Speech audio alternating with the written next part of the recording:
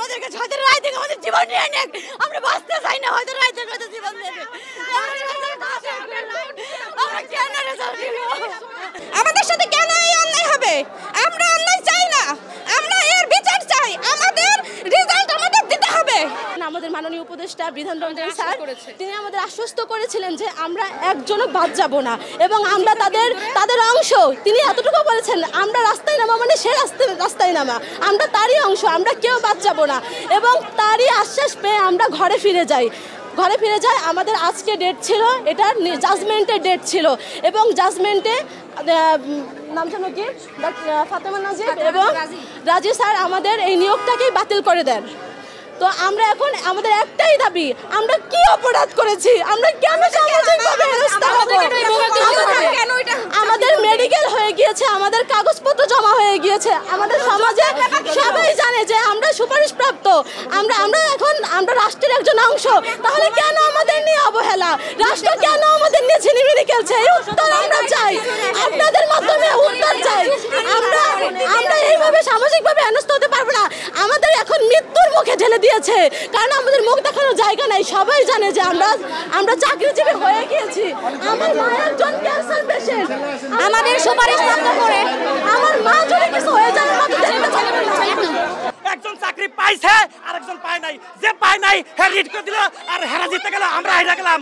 এটা কোন ধরনের নিয়ম ভাই?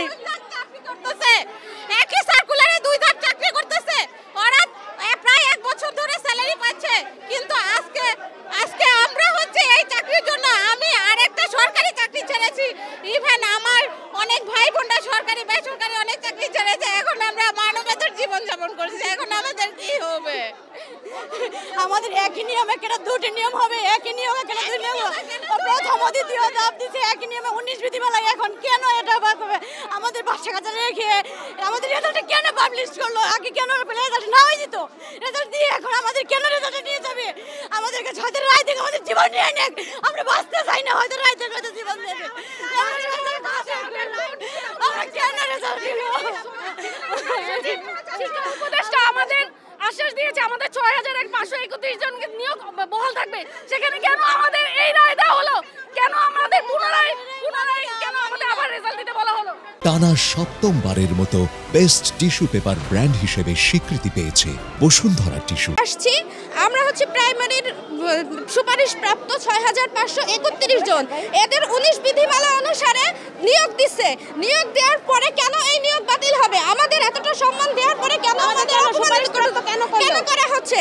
আর ইয়াসিন আরাফাত যে কথাগুলো বলছে সেই সবগুলো কথা প্রুফ সহকারে আমাদের আছে। তারা বলছে যে তাদের আমলে, তারা বলতেছে যে বিএনপির আমলে এসে রেজাল্ট তাদের পক্ষে হবে না, তারা নাকি বিচারককে কিনে নিছে। সেই প্রুফগুলো আমাদের কাছে আছে। তাহলে সত্যি কি বিচারকরা বিক্রি হয়ে গেছে? আমাদের সাথে কেন এই অন্যায় হবে? আমরা অন্যায় চাই না, আমরা এর বিচার চাই। আমাদের রেজাল্ট আমাদের দিতে হবে। 2 থেকে 3 দিন আগে কারিগরি শিক্ষা বোর্ড একটা স্টে অর্ডার দিছে। ওই স্টে অর্ডার কোটায় দিছে, ওই স্টে অর্ডার প্রশ্নভাজনিত এলিগেন্স ছিল। ওটা একদিনে খারিজ হয় কিভাবে? এই আদালত যদি আদালত থাকে তাহলে একদিনে খারিজ হয় কিভাবে? আমাদের এটা 2 মাস ডিলে করছে শুধু কোন প্রজ্ঞাপনের রেজাল্টটা দিবে।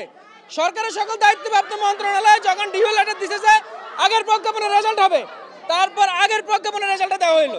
তাহলে এই 3 মাস আমাদেরকে দৌড়াদৌড়ি করানোর পরে আমরা কোর্টের বারান্দায় ছিলাম। তাহলে আজকে কেন এই প্রজ্ঞাপনটা বাতিল হয়? তাহলে এতদিন যে নিয়োগগুলো হয়েছে ওই নিয়োগগুলির কিভাবে বৈধতা থাকে? বিসিএস এ নিয়োগ দিছে কোটা, ওটার বৈধতা কিভাবে থাকে? রেল মন্ত্রণালয় নিয়োগ দিছে কোটা, এটার বৈধতা কিভাবে থাকে? এই যে কারিগরি শিক্ষা বোর্ডের কোটায় দিছে ওটার বৈধতা কিভাবে থাকে? তাহলে এই মামলার ইয়েটা কিভাবে থাকে? আপনি আমাকে এই প্রশ্নের উত্তর আগে কোর্ট দিতে হবে আমাকে, কেন এইভাবে দিল?